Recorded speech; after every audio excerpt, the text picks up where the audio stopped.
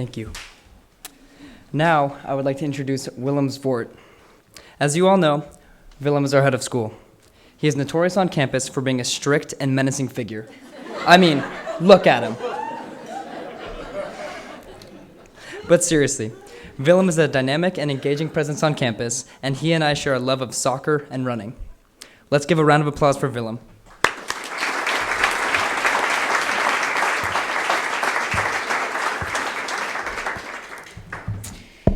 Thank you, Jack, for those kind words.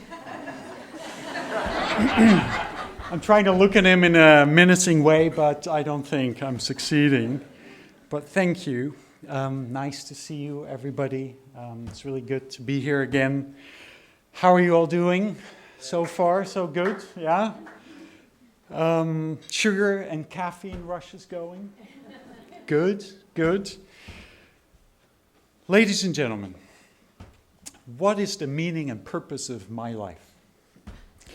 Those of you who know me well know that I'm always asking myself that question. It's called mild severe existential question disorder, in case you're wondering.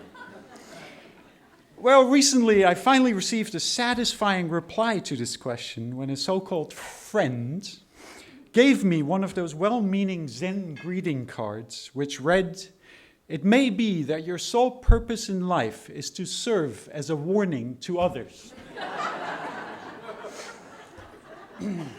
And so here we are. At the start of the year, the faculty and staff came together and exchanged our stories of why we came to Oak Grove. In the next few minutes to several hours, I want to share with you the story of why I came to Oak Grove and why I support our school. When I was a wee lad, I was 10 years old. Imagine me, 10 years. I was in 4th grade. I became quite obsessed with what grown-up philosophers call the problem of evil. Yes, clearly the seeds for the cheerful, though strict and menacing, existentially challenged person I am today were already there. I blame Nazi Germany for this. Really, let me explain. As you probably all know, I was born and raised in Holland. Well, one day in the early 1980s, my father bought an encyclopedia about Holland in World War II. Somehow, this proved to be a major social draw, and people would suddenly come and go from our home, talking in hushed tones, carrying the heavy volumes, and looking very smug and self-important. Naturally, my 10-year-old self became curious and started asking questions. The more I learned about World War II, the more obsessed I became. Heavy books, war, guns, death. Remember, I was a 10-year-old boy at the time. I became even more interested when I found out about my own family's experiences of World War II. My father's memories of the aerial bombardment of Rotterdam, where he lived. The people my grandparents hid from the Nazis in their homes. And my mother's family's narrow escape from deportation because, despite their Jewish last name, the Nazis could not prove that they were Jewish under their absurd laws. Perhaps because deportation could have been a very real possibility, I could not stop thinking about the horrors of the concentration camps, particularly of Auschwitz, a hell on earth I would visit much later when I was 17. As a young boy, I would imagine my family, including me, ending up in Auschwitz, and it was unbearable. How could such evil exist in the world? Reading on, I came across Rudolf Höss, the commandant at Auschwitz. As I read about him, I learned that his home was located right next to the camp, and that he had a family, a wife and 5 children.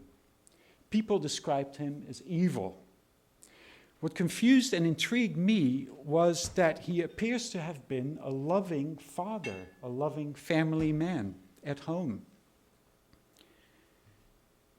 How can a man who loves his children and his family simultaneously cause such horrific pain to other children and families? This question consumed me. Then I found a book on my dad's bookshelves about Adolf Eichmann's trial in Jerusalem by the Dutch writer Harry Mulisch, called Criminal Case 4061. Eichmann was the organizing force behind the Holocaust, captured in Argentina, brought to Israel in 1960. He had an intriguing face with two very different halves. Mulisch put each of those halves together to make two new faces. One was of a handsome and intelligent-looking man. The other was painful to look at, dark and tortured. Those faces fascinated me as a young boy, and I wondered which was the evil one. Mulisch argued that it was the handsome and intelligent face, as it was the face of bureaucratic efficiency. Both Mulisch and Hannah Arendt, who also wrote a book about the trial, Eichmann in Jerusalem, a report on the banality of evil, concluded that the cause of evil was the bureaucratic system that led to these horrors. Well, that did not strike me as true at the time, and it still does not strike me as true today. I thought long and hard about this, had a good look at myself, at my 10-year-old self, and came to a powerful realization. The potential to do evil, the potential for evil, to do harm to others, is in all of us. And then I had a second insight. Being able to see ourselves as we truly are, including the good, the bad, and the ugly, is the first line of defense against doing harm to others. Recognizing the potential for harming others inside of all of us immunizes us, if you will, against actually doing harm. Self-understanding brings about goodness. Ever since those first forays into moral philosophy as a 10-year-old, I've pursued these same lines of inquiry, firmly believing in their power to transform others and myself in ways that add to the amount of good in the world. Perhaps then it is not such a bad life purpose to serve as a warning to others. Perhaps my friend had a point. It is this purpose and life's journey that ultimately led me here to Oak Grove a decade later, to this school that asks the big questions of its students, that prioritizes self-understanding and care, and that gives space for its students to develop sensitivity, compassion, and affection towards themselves, towards other human beings, towards animals, and towards our environment. This is a very special place indeed, and I want to ask you to help me in protecting and supporting this place. Your gifts will help us by offering financial aid to deserving students who would otherwise not be able to come to this school, by assisting us to maintain this beautiful, spacious campus and our modest buildings nestled between these oak trees, by making sure that we can continue to support our faculty and staff through professional development and through realistic wages, and by allowing us to offer a program of academic and extracurricular courses and experiences that ask our students to use their bodies, minds, and hearts in the pursuit of self-understanding, independent thinking, goodness, and freedom. Thank you for your support. Thank you very much.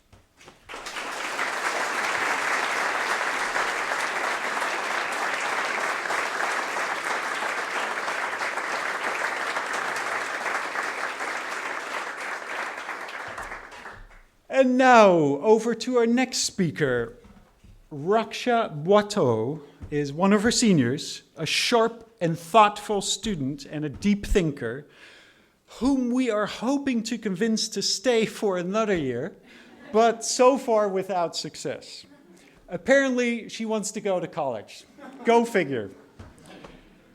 I should warn you before she comes on stage that she is also possibly the one person on our campus more strict and menacing than me. So do please follow her instructions very, very carefully. Ladies and gentlemen, Raksha Bhutto.